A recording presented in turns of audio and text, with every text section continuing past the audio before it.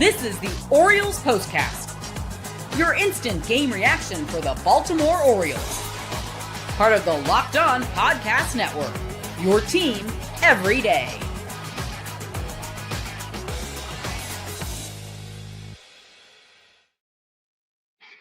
Good evening, everyone. It is Thursday, May 8th, and welcome to the Baltimore Orioles Postcast. My name is Luke Slabaugh, and I am your post-game show host all season long for every Baltimore Orioles game that you can stand to watch. Tonight, we are talking about a 5-2 loss at the hands of the Minnesota Twins.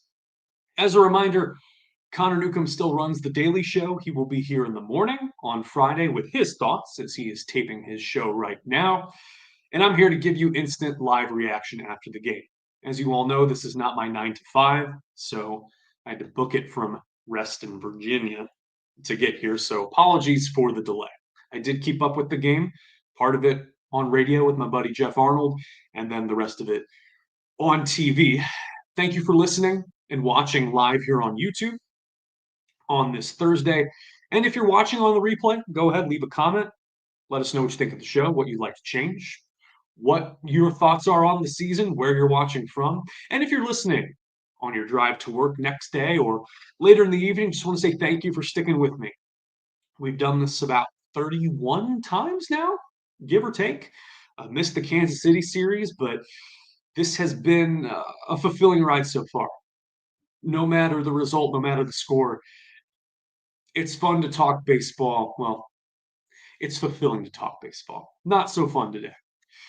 I heard my buddy Jeff Arnold say on the radio on 98 Rock that the O's had trailed in 13 of their last 17 games.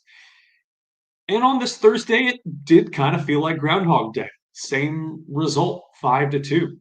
Same type of loss, falling behind, getting rocked on your heels, and not being able to fully recover.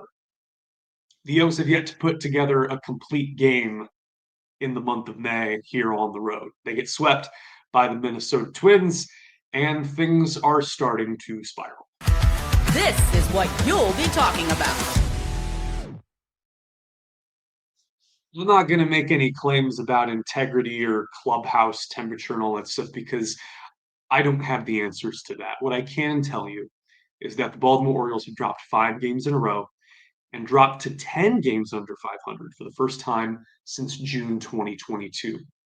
It's bad. You know that. I know that. I'm not pumping sunshine. Now, the narrative and the takeaway is that the chorus all year has been the Baltimore Orioles are too talented to fail and that you can't count them out and can't bury them. And I would agree. There is a lot of talent that has been stockpiled on this roster. The problem is 13 of those players have been injured. The acquisitions have been ineffective or have flamed out. And there's no strong side of the ball to point to. Talent is hurt, it's ineffective, or it's pressing. I thought of a phrase today from the great conductor, believe with the Boston Philharmonic, Ben Zander, uses the term cosmic laughter, of when you're confronted with seeing the obvious, often as it's happening or before it's happened. And this game followed almost step by step what we have come to expect this team to be. It's where the thermostat is. Of course, they play from behind. Of course, minor miscues would bite them. And of course, the offense would sputter when it mattered most.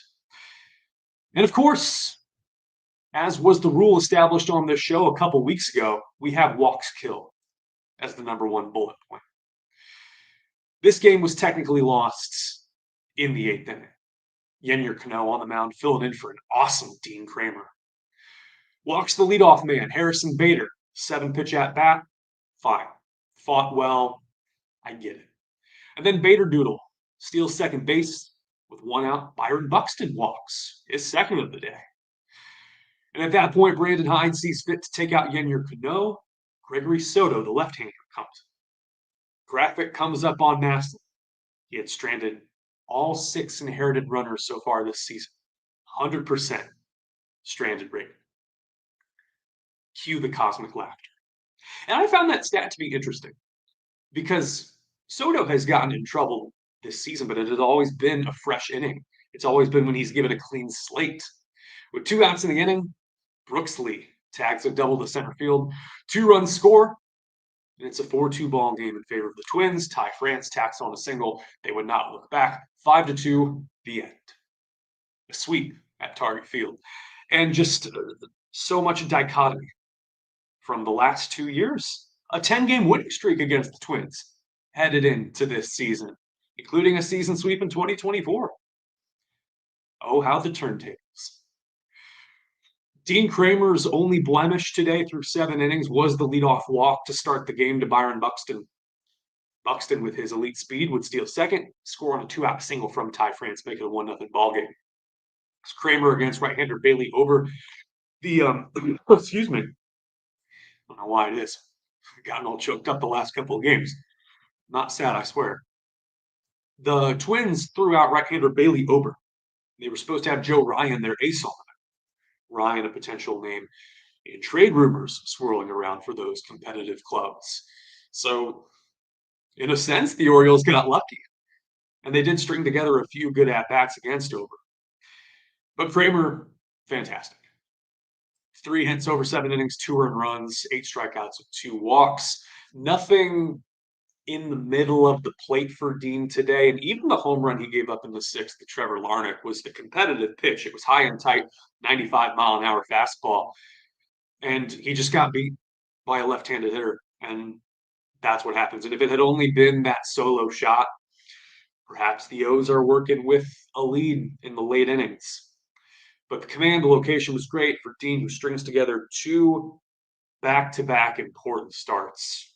Brandon Hyde and this team needs someone to eat innings because the people who were promised to do so haven't. So that's 7 strong and consecutive starts for Dean Kremer.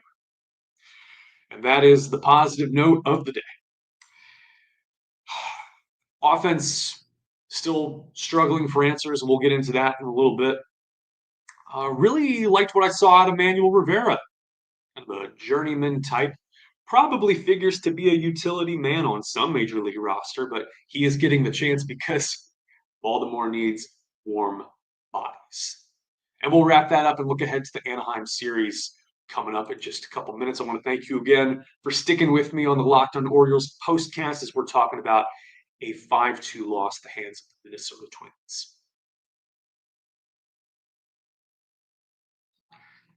3 mid-rolls today, and I hope you're ready. The first one comes via Supply House. We had them yesterday.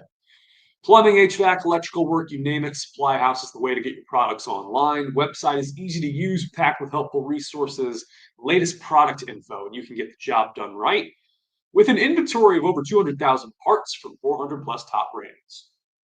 You're going to find exactly what you need delivered fast from coast to coast.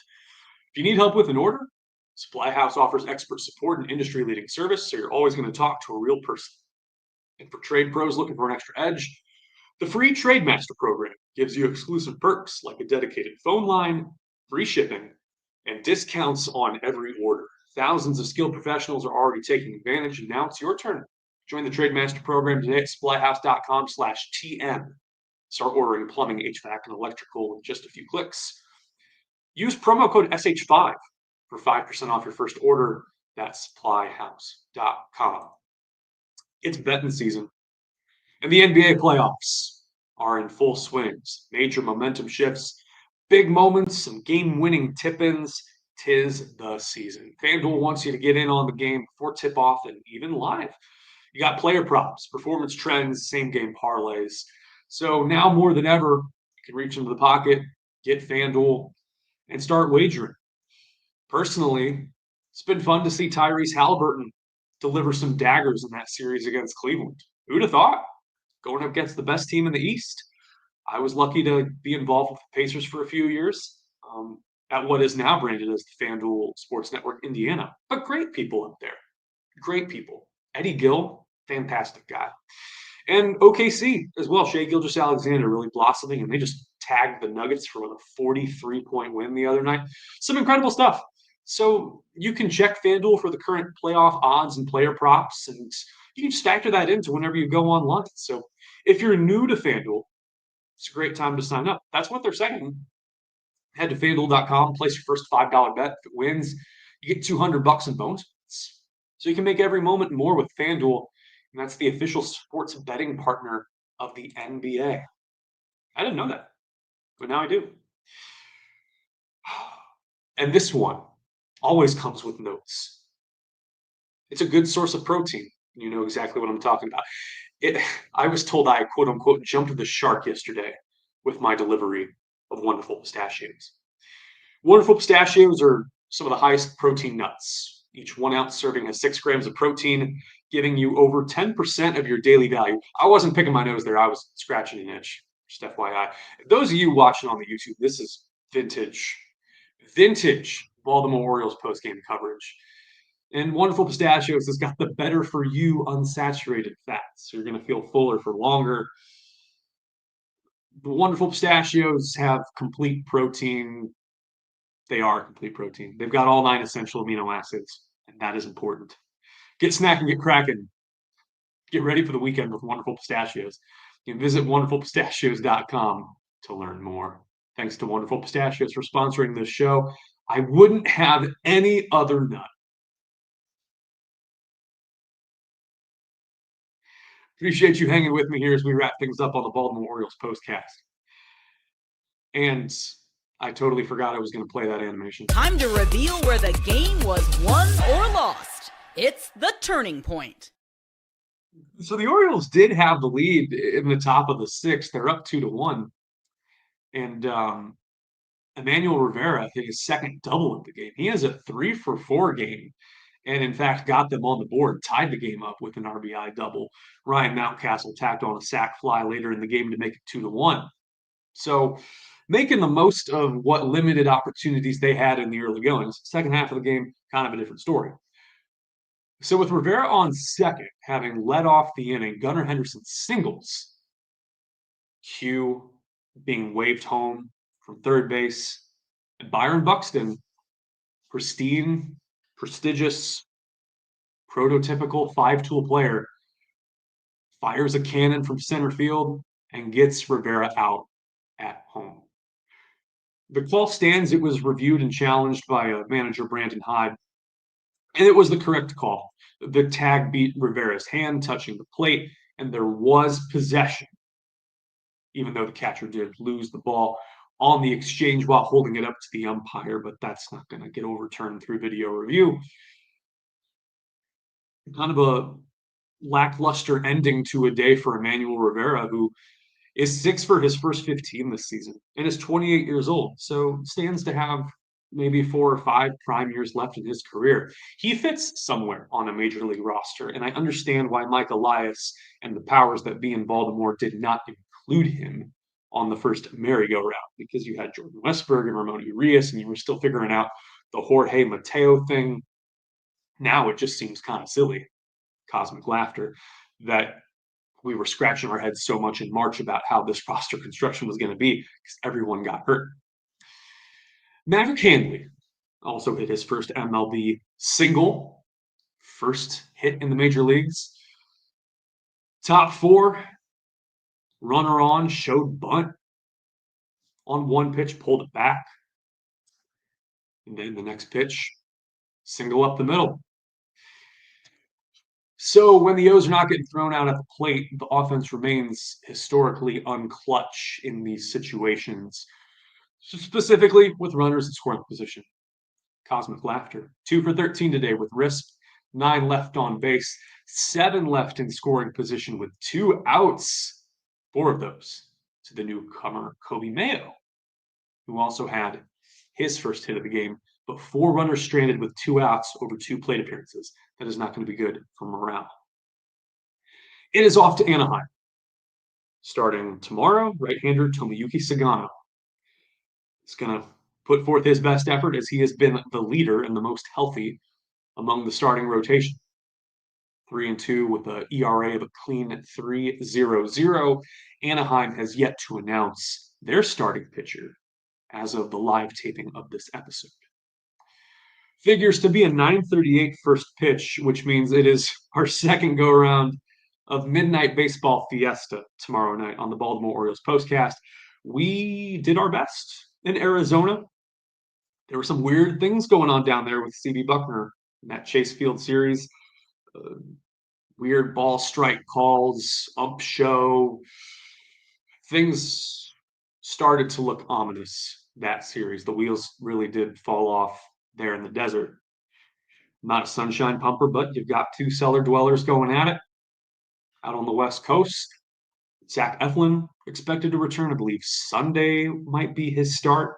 Tyler O'Neill also anticipated to join the team. He needs to get going. It will just be good to have healthy bodies back in the clubhouse. It does look bleak for the Baltimore Orioles, and I'm not going to paint it any other way. You've got the Rockies, the White Sox, Pirates, and then the Birds. And the Bucks just fired their manager, Derek Shelton. In fact, their news bump got outdone by the Vatican, giving me Pope Leo the 14th. I'm bad at Roman numerals. But they elected a Cubs fan as Pope. At least he wasn't a Yankees fan. All right, everyone, we've hit the 16-minute mark. I appreciate you commenting on the stream, giving me your thoughts. Let me know what you think of the show. The last couple of days have been trying for sure, but I appreciate you tuning in as always. As a reminder, Connor Newcomb will be back on Friday with his thoughts as we head into a weekend series in Anaheim. Again, I want to thank you for watching live on YouTube, listening on the Locked On Podcast Network. My name is Luke Slabaugh. I'm your post-game show host after every Baltimore Orioles game. And the final score tonight, the Minnesota Twins 5 and the Baltimore Orioles 2. Thanks for watching. Have a good night. Stay safe. And I'll see you right here tomorrow.